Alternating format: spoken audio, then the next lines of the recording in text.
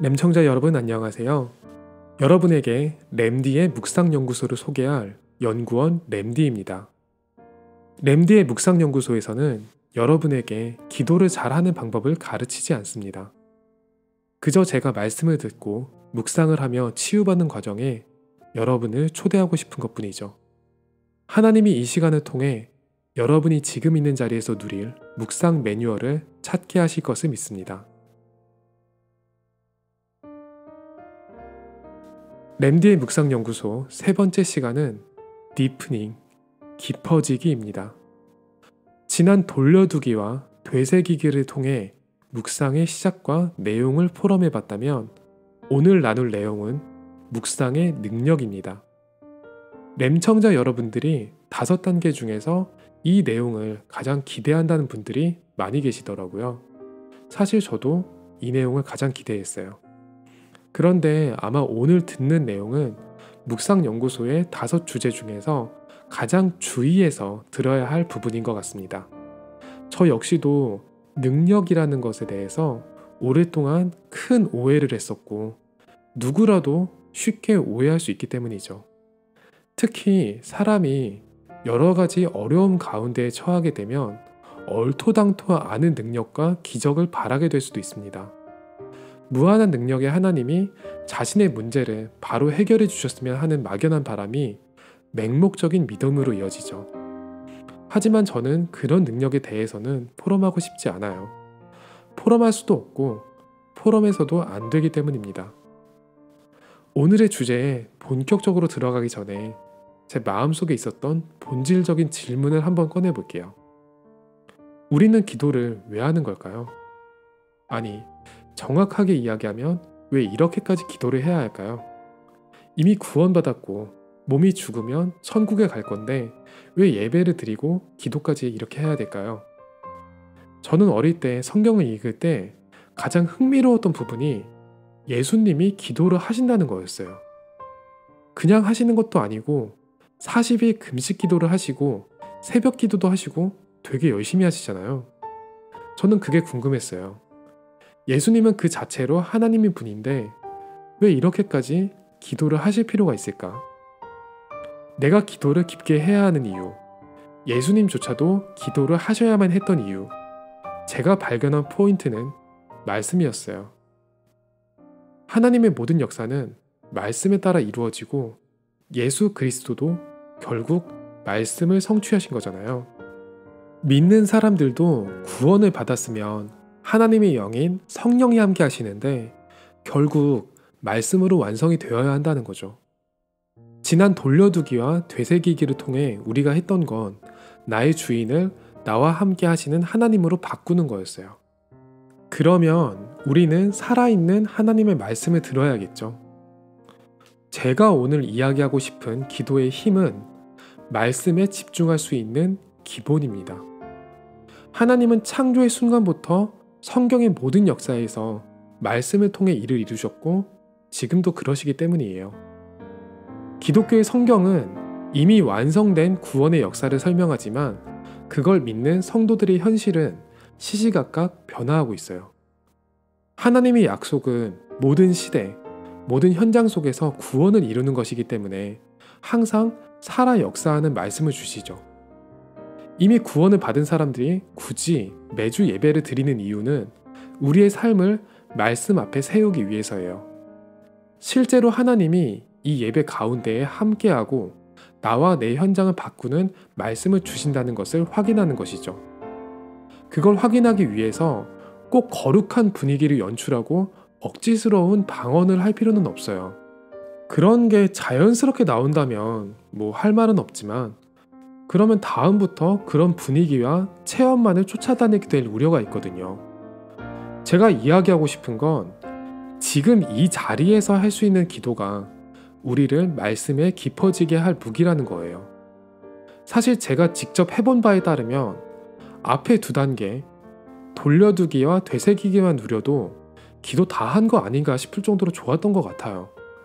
하지만 제 문제를 대속하신 하나님이 나와 함께 하시는데 이제는 하나님의 말씀을 들어야 하지 않나 싶어졌죠. 그러면 지금 내가 집중하고 귀 기울여야 할 하나님의 말씀은 무엇인가? 여기에 초점을 맞추게 되었어요. 그리고 저는 이 깊어지기 시간을 통해서 주일 일부 예배 강단 말씀에 집중하는 것으로 결단을 하게 되었습니다.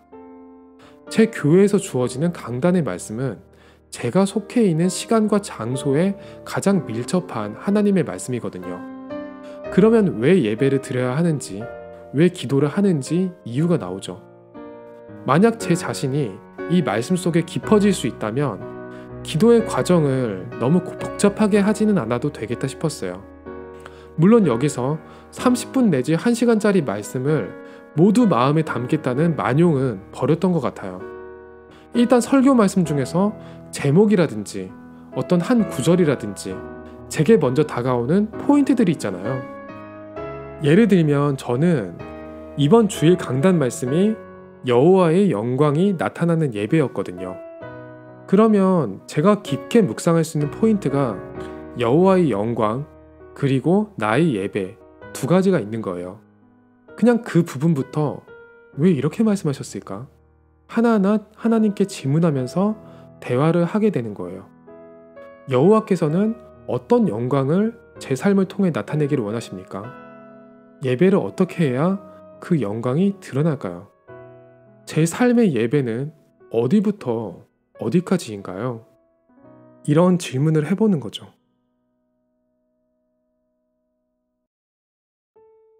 이 질문이 시작되면 그 지점을 중심으로 다른 말씀이 연결되어서 발견되거나 제 삶의 어떤 부분을 발견하거나 하는 거죠. 요즘에는 혼자 예배드리는 시간이 점점 많아지잖아요.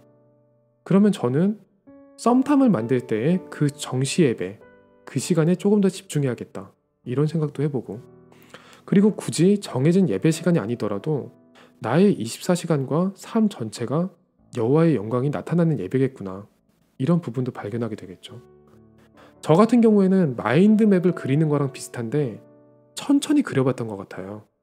그러면 다른 말씀도 정리가 되더라고요. 그런데 막상 시간이 그렇게 많이 지나지는 않았거든요.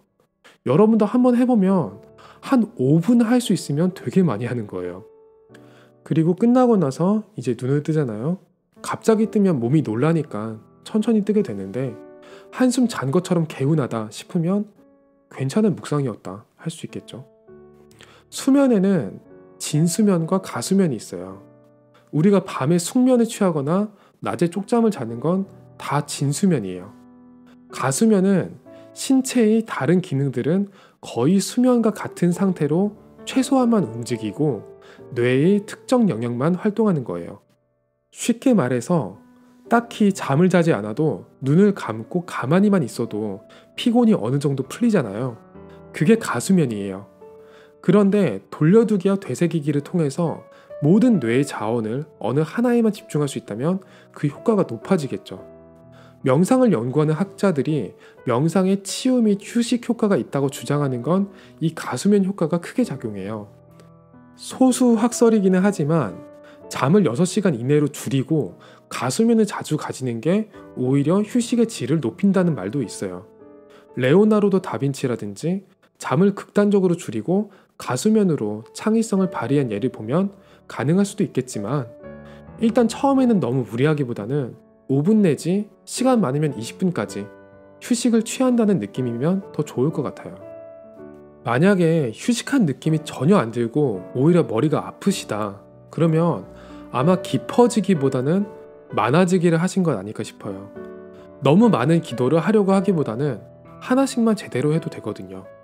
떠오르는 게 많다면 돌려두기로 돌아가시면 돼요. 그리고 가장 주의할 점은 어떤 문제를 붙잡고 그 문제를 해결하기 위해서 기도할 경우에요. 되게 힘들어질 거예요. 그런 경우에도 돌려두기로 돌아가셔야 돼요. 내가 해결해야 할 문제보다는 하나님이 이루실 말씀이 먼저거든요. 저도 이 단계는 계속 도전하고 점점 깊이 들어가는 단계이기 때문에 단번에 어떤 힘이 온다고 지금 단계에서 얘기하긴 힘들어요. 그리고 위에서 이야기한 주의점들이 왜 나오냐면요. 다 제 경험이기 때문에 나오는 거예요. 그만큼 저도 깊은 기도에 대해서 오해하고 있는 부분이 많고 앞으로 나아가야 될 부분이 많다는 거죠. 그런데 깊어지기 단계에서 제가 발견한 말씀은 제 삶의 중요한 순간에 계속 떠오르고 저를 움직이기는 하더라고요. 그리고 이 깊어지기까지 간 후에 눈을 뜨면 그 이후로는 최소 2시간 정도의 상당한 능률을 보장했던 것 같아요. 사실 여러 가지 생각이 얽혀 있을 때가 뭘 하기가 가장 힘들잖아요. 그 잡생각에서 상당히 자유로울 수 있거든요. 제 경우에는 마음이 조급해지는 순간 아예 아무것도 못하는 영적 문제가 있어요. 저는 시작을 하는 건 끝까지 하는 편인데 조급해진다는 건 다른 못한 일이 한꺼번에 생각이 난다는 것이거든요. 그러면 하던 일을 멈추고 그 다른 일을 하게끔 되는 게 아니라 아예 아무것도 못하게끔 돼요. 이 조급함의 원천은 두려움이거든요. 두려움의 원천은 나의 부족함이에요. 제가 조금이나마 체험했던 기도의 능력은 나의 부족함이 나를 두렵게 하지 못한다는 것이었어요. 그게 집중이죠. 그런데 이렇게 좋은 걸 발견했으면서 제가 그걸 매일 꾸준히 지속할 수 있었느냐? 그건 또 다른 과제더라고요. 다음 시간부터는 그 지속을 위해서 제가 이 기도를 스케줄로 만들어가는 과정에 대해서 토론해 보도록 할게요. 저도 정말 하나님의 능력을 체험하고 싶거든요. 저와 저희 램청자 여러분들, 올해는 반드시 묵상 매뉴얼을 발견하도록 해요. 그리고 오늘 포럼한 내용대로 여러분의 매뉴얼 또한 여러분의 강단 말씀에서 나오기를 소원합니다. 오늘 램디의 묵상연구소는 여기서 인사드리겠습니다. 다음 주에 묵상의 4번째 과정, 레스팅, 이어가기를 통해서 다시 여러분을 찾아오겠습니다. 하나님이 원하시는 묵상은 지금 이 시간, 지금 있는 자리에서 여러분을 통해서 시작됩니다. 여러분은 지금 세상의 틀을 바꾸는 작은 소리, 렘넌트 보이스와 함께 하셨습니다.